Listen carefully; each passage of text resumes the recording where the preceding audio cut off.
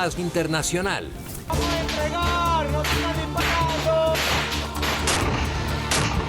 Y a cada grupo que armen y financien les va a tocar el mismo destino. Empezamos Red Más Internacional, bienvenidos y lo hacemos, ya lo veían ustedes hablando de Venezuela, porque el Partido Socialista Unido de Venezuela, de este país, proclamó a Nicolás Maduro como candidato a las elecciones presidenciales. El mandatario le asignó al diputado constituyente la protección de la soberanía y le hizo una advertencia a Colombia. En un acto denominado como el Gran Congreso del Partido Socialista Unido de Venezuela, el denominado número 2 de esa colectividad, Diosdado Cabello, fue el encargado de proclamar a Nicolás Maduro como el aspirante del chavismo a la presidencia. Este pleno está de acuerdo en que Nicolás Maduro sea el candidato a las elecciones presidenciales. Aprobado por aclamación y por unanimidad, compañero presidente, es usted el candidato del partido, oficialmente el candidato del Partido Socialista Unido de Venezuela. Maduro nombró a Cabello como jefe del Plan Cívico-Militar para la Defensa de la Patria y le dio la siguiente instrucción. Contra cualquier intento golpista, contra cualquier provocación de la oligarquía colombiana en la frontera, contra cualquier grupo terrorista que intente insurgir otra vez, le caemos encima. Grupo terrorista que surja, le caemos encima, compadre, con todo. De esta manera, Nicolás Maduro buscará la reelección presidencial en unas elecciones que supuestamente debían celebrarse en diciembre, pero que la Asamblea Nacional Constituyente adelantó para el primer cuatrimestre del año. El hombre que asumió la jefatura de Estado venezolana en 2013 enfrentará a una oposición dividida que no podrá participar como coalición por órdenes del Tribunal Supremo de Justicia. Y Venezuela rechazó también los pronunciamientos del secretario de Estado norteamericano Rex Tillerson en los que sugirió un cambio de gobierno en este país. El ministro de Defensa venezolano Vladimir Padrino López expresó su respaldo al presidente Nicolás Maduro frente a las declaraciones ofrecidas recientemente por el secretario de Estado norteamericano Rex Tillerson. La Fuerza Armada Nacional Bolivariana rechaza de manera radical tan deplorables declaraciones que constituyen además un nefasto acto de injerencismo. Asimismo, ratifica su absoluto apego a la Constitución y a las leyes del país, así como su lealtad al ciudadano Nicolás Maduro Moros, presidente constitucional de la República Bolivariana de Venezuela. En su cuenta en Twitter, la presidenta de la Asamblea Nacional Constituyente, Delcy Rodríguez, también se pronunció. Ningún lord petrolero imperial dará órdenes al pueblo de Venezuela. Secretario Rex Tillerson cree que América Latina es su patio trasero. Las declaraciones de los funcionarios chavistas se produjeron después de que Tillerson planteara la posibilidad de que militares venezolanos decidan derrocar a Nicolás Maduro o que el mandatario deje el poder mediante vías pacíficas. El régimen de Nicolás Maduro detuvo a Enrique Aristeguieta. El líder opositor con 84 años se encuentra detenido en la sede del Servicio Bolivariano de Inteligencia Nacional. Enrique Aristeguieta fue detenido durante la madrugada de este 2 de febrero en su vivienda. El propio líder político informó el hecho en su cuenta en Twitter con un mensaje que decía: "El SEBIN está en mi casa buscándome". Algunos líderes de la oposición rechazaron la detención. Enrique Aristeguieta es un roble que donde esté en esta hora está crecido, porque él sí sabe cómo se enfrentan y derrotan las dictaduras. Lo hizo hace 60 años y lo haremos nuevamente hoy. Familiares del líder político denunciaron que el arresto de Aristeguieta fue ilegal. Además de todo, por razones de edad, el doctor Aristeguieta Granco, en el peor de los casos, estaría en un arresto domiciliario, pero jamás habría sido la situación como la que estamos viviendo, en que de una manera alevosa, lo repito, lo buscaron en la madrugada en su casa. La Organización de Estados Americanos, OEA, también se pronunció. Exigimos la liberación inmediata de Enrique Aristeguieta, que se den noticias de su paradero y se respeten sus derechos. Una muestra más de las arbitrariedades de la dictadura de Nicolás Maduro, tratando de acallar voces disidentes a su gobierno. Aristeguieta es un líder histórico de la lucha contra la dictadura de Marcos Pérez Jiménez y se había convertido en un crítico del régimen de Nicolás Maduro. Algunos medios locales informaron que fue trasladado a la sede del Servicio Bolivariano de Inteligencia Nacional. Hablamos de Venezuela y otros países de América Latina con Nicolás Liendo, politólogo, internacionalista, vicedecano de la Escuela de Política de la Universidad Sergio Arboleda, quien a esta hora nos atiende y se conecta con nosotros. Nicolás, buenas noches y gracias por estar allí. Buenas noches, Paula, y buenas noches para toda la audiencia de Red Más Noticias Internacional. Bueno, Nicolás, empecemos por hablar de Venezuela. Aquí ya poníamos en contexto a los televidentes con los hechos más recientes y uno de ellos es que Nicolás Maduro pues es proclamado candidato. Esto sucede a la par que el secretario de Estado Rex Tillerson de los Estados Unidos pues hace como ese llamado con un tono un poco de exigencia a que en Venezuela se den unas elecciones libres y justas, algo que realmente pues es difícil pensar que pueda suceder. En este contexto, Nicolás, ¿cómo están las cosas en esa relación Estados Unidos-Venezuela, Venezuela-Estados Unidos? Bueno, en primer lugar hay que aclararle a la audiencia que cada vez más los países que no son democráticos celebran elecciones, así que eso ya no nos permite diferenciar a las democracias de las no democracias si se celebran o no elecciones. En Venezuela claramente es una dictadura, como bien lo decía en el informe, desde hace rato, y las elecciones son ficticias, son una forma de legitimación, una pantomima de Maduro para prolongarse en el poder y prolongar su legitimación ante su pueblo, que cada vez lo desprecia más según las últimas encuestas. Estados Unidos lo que busca es, las relaciones están cada vez peores y Estados Unidos lo que busca es meter presión internacional, pero lo viene haciendo desde hace tiempo y no ha funcionado, ¿no? Hace unos años lo hizo a través de negociación con Thomas Shannon, quien hoy justamente se está retirando, con Obama, intentaron negociar con Maduro y con Chávez para que hayan elecciones ciertas y permitan competir a la oposición, pero en la actualidad esas relaciones están quebradas y el enfoque de Trump es bien diferente al de la anterior administración de los Estados Unidos. Nicolás, pero entonces en este escenario que hoy tenemos, ¿realmente qué chances tiene la oposición? O mejor, ¿cuál es el camino que menos les perjudica? Porque si se presentan a las elecciones con estas condiciones donde no hay garantías, pues es una derrota segura. Si no se presentan es como legitimar un poco la dictadura.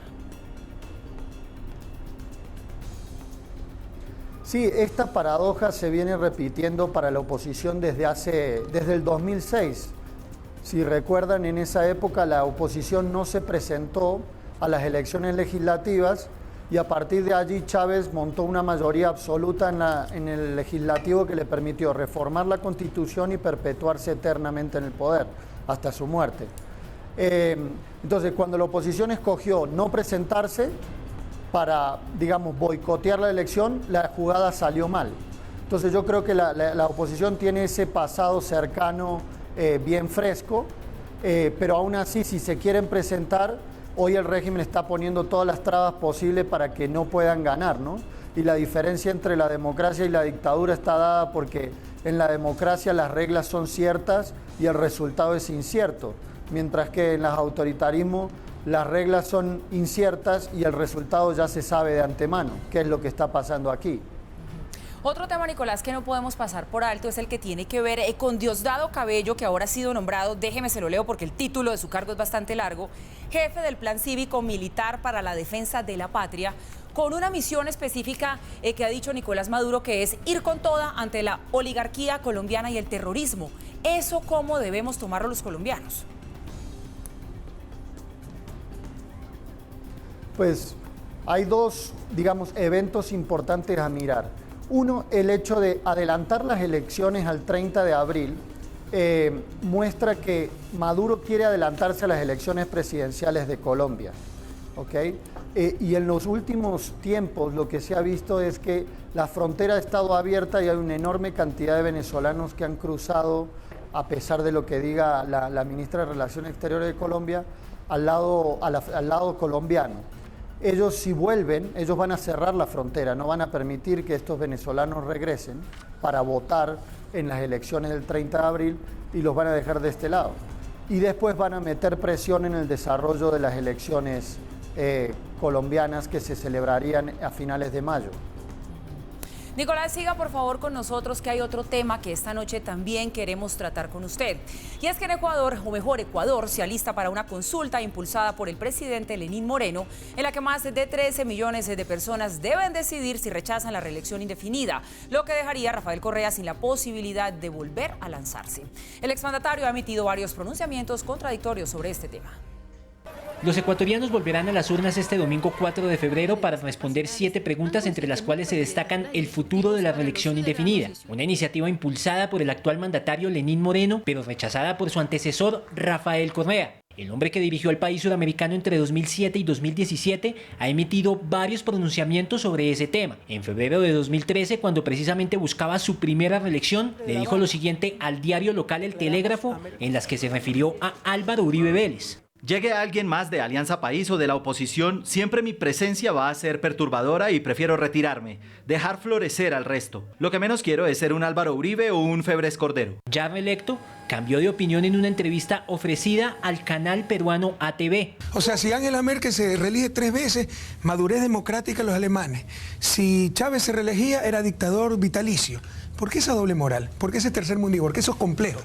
¿Por qué el miedo a hablar las cosas por su nombre? Correa dejó el poder en mayo de 2017 y fue reemplazado por Lenín Moreno, a quien promovió como su sucesor. Ahora busca que los ecuatorianos reemplacen la reelección indefinida para regresar al poder, ya que ha insistido en que su reemplazo está acabando con las políticas de sus 2 gobiernos. Unos 13 millones de ecuatorianos están habilitados para participar en la jornada de este fin de semana, la cual ha estado antecedida por violentos disturbios. Y sobre este tema volvemos con nuestro invitado, con Nicolás Eliendo, politólogo internacionalista. Nicolás, pone sobre la mesa esto que va a suceder el fin de semana en Ecuador, esta consulta popular nuevamente, pues ese debate acerca de las reelecciones. ¿Son positivas o negativas las reelecciones para las democracias? Bueno, hay muchas cosas para ver aquí. En general, todos los países de América Latina, desde la transición a la democracia, han aumentado la posibilidad de reelegirse. Y en el caso reciente, los países de la izquierda radical han implementado lo que Correa recién decía en el video, la posibilidad de la reelección indefinida, es decir, de perpetuarse en el poder por siempre. Pero otros países tienen reelección, pero no es indefinida, que es inmediata, permite volver una vez inmediatamente o más adelante. Entonces este es un tema bien polémico y que ha suscitado debate. Colombia ha sido el país que hemos modificado esto, ¿no? Ha ido y venido, lo ha permitido y ahora lo ha prohibido nuevamente. Nicolás, ¿qué es lo que se va a consultar este fin de semana allí en Ecuador? Que el presidente, o mejor el expresidente Correa, ha dicho que hay que encender las alarmas y que a todas luces esta convocatoria es inconstitucional. ¿Por qué? Yo creo que él sabe que lo que está en riesgo es su regreso a la presidencia en un par de años, que la jugada de poner un delfín político como es Lenín Moreno, que fue su vicepresidente hasta hace poco, le salió mal, tanto así que lo han echado del propio partido que encabeza el presidente Rafael Correa. Entonces, hoy por hoy, en el marco de las reformas que está proponiendo Lenín Moreno, que van a referendo y consulta, él lo que dice es que hay una serie de reformas que la mecánica o el procedimiento que se va a hacer es inconstitucional. Pero habría que ver si los procedimientos que él aplicó en su momento también lo eran, ¿no? Muchos expertos argumentan de que no, de que llevó a la Constitución a su límite o incluso la violó en su momento como presidente de Ecuador. Pero entonces, Nicolás, ante este panorama que usted nos está describiendo, que es el actual del expresidente Correa, ¿qué tan fuerte está haciendo en Ecuador la campaña del no, que es la que lidera justamente el exmandatario? En principio, todas las encuestas le dan ganadora a Lenín Moreno, es decir, al sí, a modificar la Constitución y modificarla de una manera de prohibir la reelección indefinida para que vuelva Correa, entre otros aspectos, ¿no? Del Código Penal y unos aspectos que, dice Correa, pueden ser peligrosos en habilitar al presidente a acumular poder similar a los que la ley habilitante de Venezuela de Chávez. Sin embargo, hay que tener en cuenta un precedente bien cercano que los colombianos que nos están viendo deben tener presente, que es que las encuestas no siempre miden lo que pasa el día de la elección, ¿no? Aquí ganó el no en el referéndum del plebiscito para la paz, cuando todas las encuestas daban cómodamente ganador al sí. Por lo tanto, yo no descartaría que pueda modificarse el resultado de la elección. Correa fue un presidente popular y se retiró popular, a pesar de las enormes controversias que sus reformas que llevó adelante suscitaron. Pues interesantes luces las que nos ha dado usted hoy acerca de dos temas que no podemos desconocer, que están muy cerca de nuestro país. Estamos hablando de Venezuela, estamos hablando también de Ecuador. Nicolás Liendo, politólogo, internacionalista, vicedecano de la Escuela de Política de la Universidad Sergio Arboleda. Buenas noches y gracias por habernos acompañado. Muchas gracias, Pablo, y saludos a todos. Y nos vamos así entendiendo lo que pasa en el mundo, lo que pasa en América Latina. A una pausa, ya regresamos.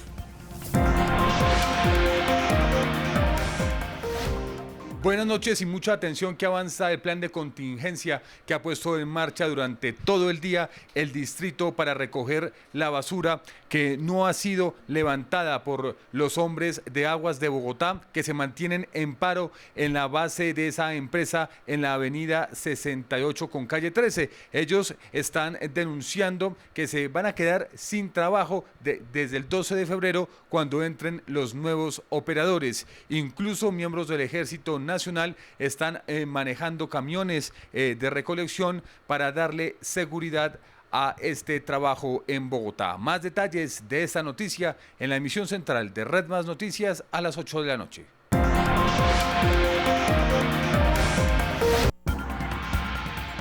Regresamos a Red Más Internacional. Nuestro tema ahora, Estados Unidos, porque se acabó el misterio. El Congreso de este país hizo público el polémico memorando del FBI elaborado por los republicanos. Trump autorizó que el documento sobre los supuestos abusos del Buró Federal de Investigaciones fuera de dominio público.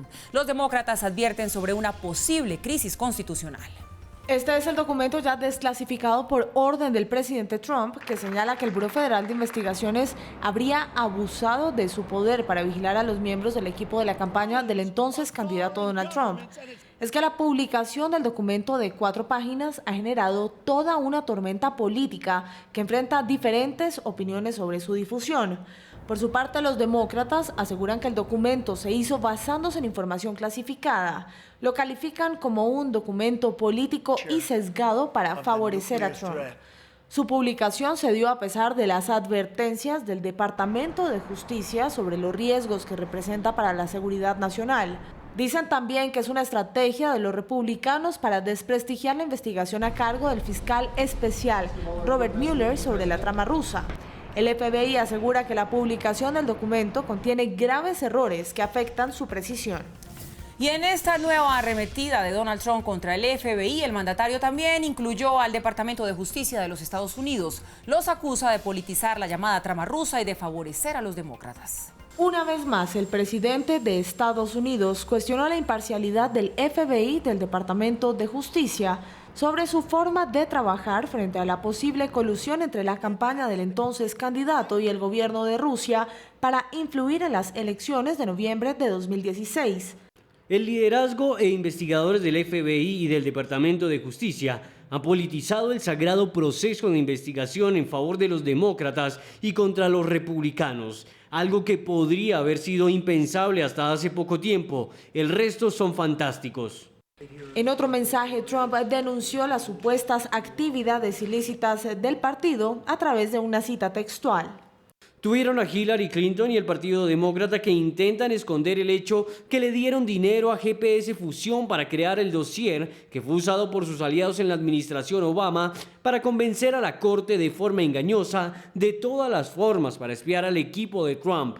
Es el ambiente en torno a las investigaciones que podrían destapar una supuesta conexión entre los integrantes de la campaña electoral del ahora mandatario con funcionarios rusos.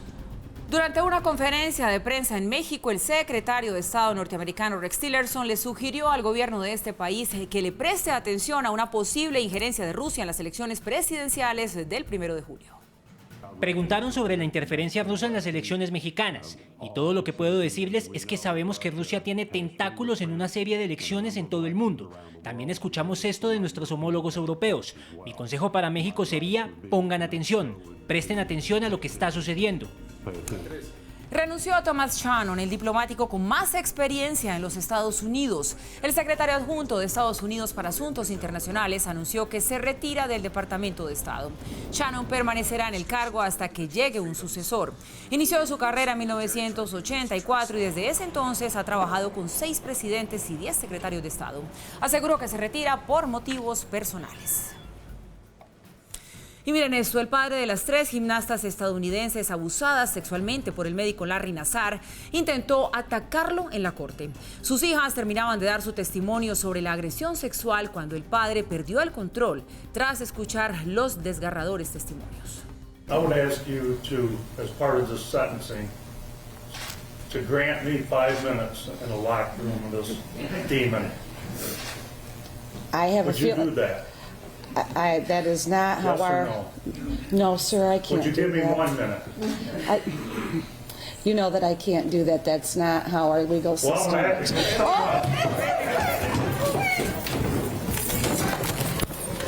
En un acto desesperado, así reaccionó el padre de las jóvenes tras los dolorosos testimonios de abuso sexual de sus hijas. Tenía cara a cara al hombre que abusó de ellas. De inmediato el padre de las jóvenes fue interceptado por el abogado de la defensa y 3 agentes de la corte. La situación inició cuando la jueza empezó a leer su sentencia. I would ask you to, as part of this sentencing, to grant me 5 minutes in a locked room with this demon. I have a Would you do feeling. that? La audiencia se detuvo temporalmente. La fiscal general adjunta advirtió que la acción no podía repetirse, asegurando que no ayudaba ni a las víctimas ni a la comunidad. Solicitó que usaran las palabras y no la violencia. 1 minute. Relax, sir. Relax. Take it easy, buddy. Just relax. Cuando lo iban a sacar de la corte, el padre de las víctimas hizo una última pregunta a los agentes. What if this happened to you guys? Not behave like that. No one can behave like this. I want to make sure it's crystal clear. I'm sure Judge Price. You haven't lived through it, lady. You cannot behave. El ex médico Larry Nassar es acusado de haber abusado sexualmente de por lo menos 256 jóvenes. Este incidente se registró durante el tercer juicio al que se enfrenta Nassar, ex galeno de la Federación de Gimnasia de Estados Unidos, considerado el mayor depredador sexual de la historia del deporte de la Unión Americana. 5 personas murieron cuando 2 helicópteros militares se estrellaron en el sureste de Francia. Autoridades investigan las causas del accidente.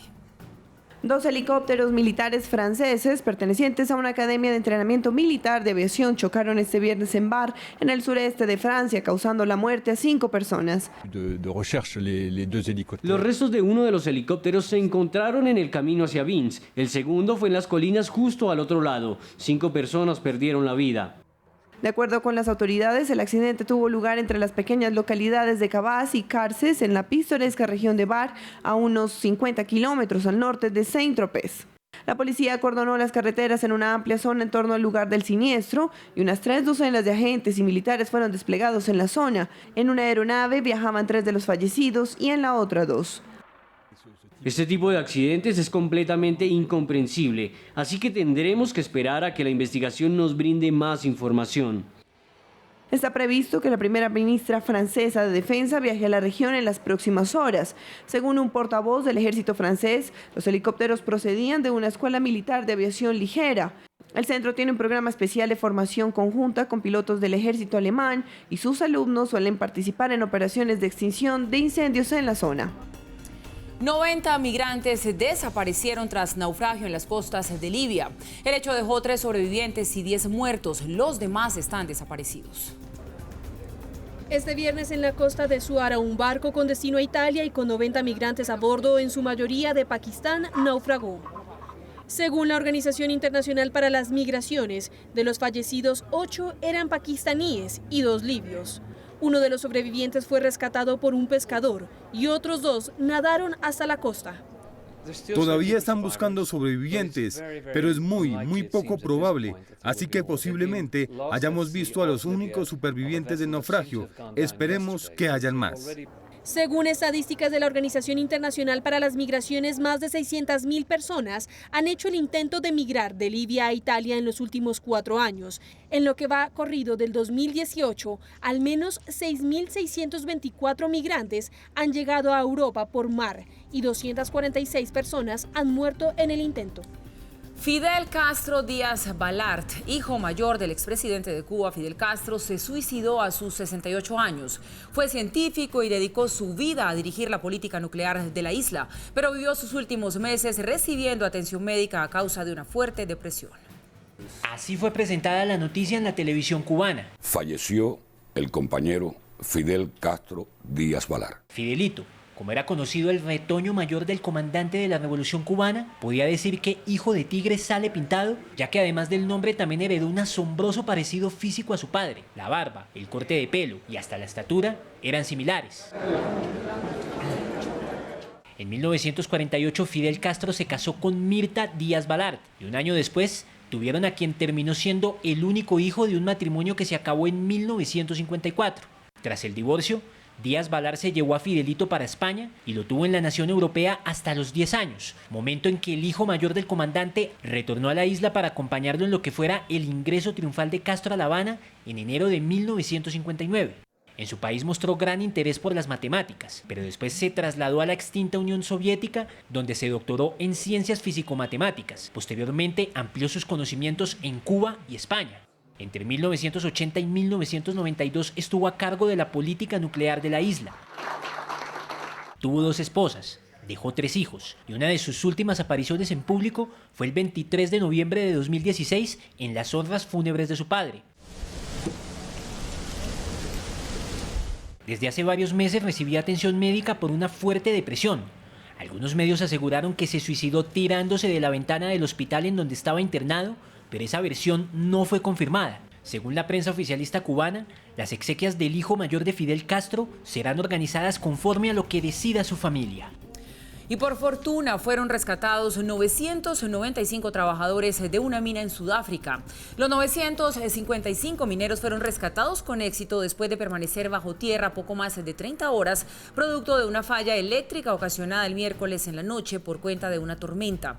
Una vez los rescatistas lograron restablecer la energía, pusieron en funcionamiento los ascensores que subieron a tierra a estos mineros. Pausa lo que viene a continuación. Sigan con nosotros. Volvemos en minutos. Esto es Red Más Internacional.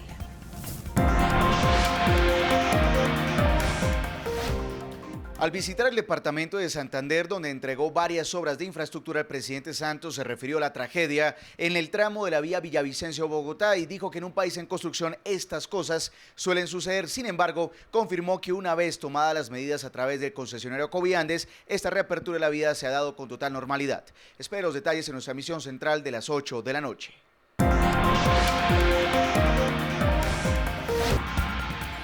Estamos ya de regreso, gracias por seguir con nosotros aquí en Red Más Internacional. 3 menores de edad murieron después de que un bus se volcara cerca de la frontera entre Chile y Argentina. El bus transportaba a un equipo de la escuela de fútbol de Colo-Colo. El equipo de fútbol salió en horas de la noche desde Santiago de Chile con destino a Asunción, Paraguay, para participar en un campeonato.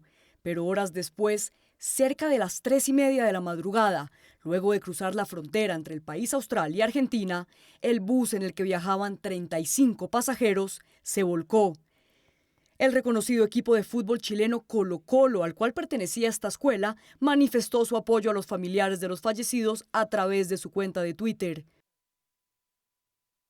Lamentamos profundamente la trágica muerte de 3 niños, miembros de una delegación deportiva de la Escuela de Fútbol Colo-Colo Lobosa, de la comuna de Quilicura. Enviamos un abrazo fraterno y nuestras condolencias a sus familias, amigos y a todos los integrantes de dicha escuela. Hasta el momento se sabe que hay 12 pasajeros heridos de gravedad y otras 17 personas quienes presentan heridas leves. Las autoridades aún trabajan en esclarecer si se trató de negligencia o una maniobra indebida por parte del conductor. También más de 20 personas resultaron heridas durante fuertes enfrentamientos entre inmigrantes y autoridades en el campo de refugiados de Calais, en el norte de Francia. El gobierno francés decidió reforzar el cuerpo de policías de Calais para controlar los enfrentamientos con un grupo de inmigrantes que deja un saldo de 22 personas heridas. El ministro del Interior dijo que enviaría más policías antidisturbios al puerto norte, donde los solicitantes de asilo y los inmigrantes económicos que esperan llegar a Gran Bretaña siguen siendo presa de los traficantes, impavidos por una operación de seguridad de larga duración. La situación es obviamente muy grave. 22 personas resultaron heridas, 5 por disparos, 4 de ellas en condiciones muy preocupantes. Nunca hemos visto este nivel de violencia en Calais. La explosión de violencia del jueves fue un duro recordatorio de que el desmantelamiento de un campo de expansión a fines de 2016 no había detenido la llegada de inmigrantes a Calais. Hay personas que están al límite de sus fuerzas, que reaccionarán ante el creciente número de migrantes que se vuelven cada vez más violentos y que ahora, en realidad, están organizados en pandillas. Eritreos y afganos lucharon batallando a plena luz del día, algunos armados con varillas y postes de metal. Los disturbios suceden semanas después de que Gran Bretaña prometió millones de libras en apoyo adicional para el control fronterizo. Seguimos en Francia, país que juzga a Facebook por censurar a un usuario que decidió subir la imagen de una obra de arte clásica y que muestra el cuerpo desnudo de una mujer. Un profesor francés cuya cuenta de Facebook fue suspendida en 2011 después de publicar una foto de una famosa pintura de desnudos del siglo XIX, está demandando a la red social por supuesta censura. Después de años de batalla legal por Facebook para escapar de un juicio en Francia, un tribunal civil de París está listo para escuchar el caso. Facebook debe entender que no puede haber censura en Francia sobre pinturas que representan desnudos o esculturas, especialmente en este caso. Courbet es un artista cuya obra se exhibe en el Museo de Orsay y es accesible para todos los públicos. La cuenta fue suspendida horas después de que Frédéric, un maestro parisino de 59 años y amante del arte, publicara una foto de la pintura de Gustave Courbet de 1866 titulada El origen del mundo y que muestra los genitales femeninos. Facebook, en ne faisant pas la différence. Al no marcar la diferencia entre esta pintura y la pornografía, Facebook ataca uno de los principios esenciales de la ley francesa, la libertad de expresión. Y no es un principio insignificante, es realmente la base de nuestra ley. El demandante quiere que su cuenta se reactive y solicita 20.000 euros por daños y perjuicios. También quiere que Facebook explique por qué su cuenta fue cerrada. Facebook ha cambiado su política de estándares para ahora permitir fotografías de figuras desnudas en el arte.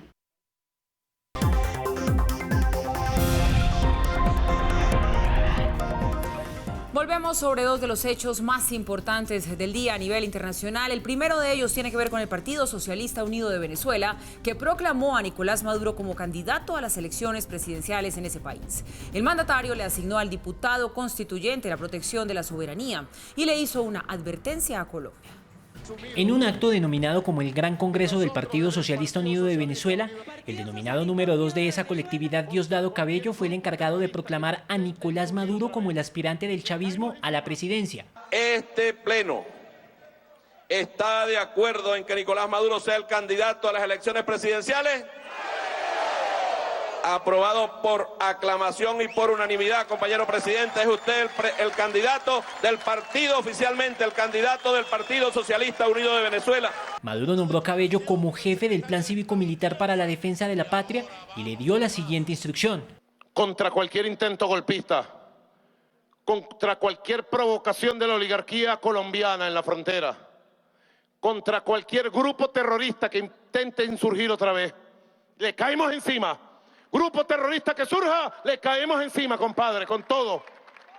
De esta manera, Nicolás Maduro buscará la reelección presidencial en unas elecciones que supuestamente debían celebrarse en diciembre, pero que la Asamblea Nacional Constituyente adelantó para el primer cuatrimestre del año. El hombre que asumió la jefatura de Estado venezolana en 2013 enfrentará a una oposición dividida que no podrá participar como coalición por órdenes del Tribunal Supremo de Justicia. Y se acabó el misterio. El Congreso de Estados Unidos hizo público el polémico memorando del FBI elaborado por los republicanos. Trump autorizó que el documento sobre los supuestos abusos del Buró Federal de Investigaciones fuera de dominio público. Los demócratas advierten sobre una posible crisis constitucional. Este es el documento ya desclasificado por orden del presidente Trump, que señala que el Buró Federal de Investigaciones habría abusado de su poder para vigilar a los miembros del equipo de la campaña del entonces candidato Donald Trump. Es que la publicación del documento de 4 páginas ha generado toda una tormenta política que enfrenta diferentes opiniones sobre su difusión. Por su parte, los demócratas aseguran que el documento se hizo basándose en información clasificada. Lo califican como un documento político y sesgado para favorecer a Trump. Su publicación se dio a pesar de las advertencias del Departamento de Justicia sobre los riesgos que representa para la seguridad nacional. Dicen también que es una estrategia de los republicanos para desprestigiar la investigación a cargo del fiscal especial Robert Mueller sobre la trama rusa. El FBI asegura que la publicación del documento contiene graves errores que afectan su precisión. Y llegamos así al final de esta emisión de Red Más Internacional. Sigan con nosotros, que ya llega Camila Sin Filtro. Buenas noches.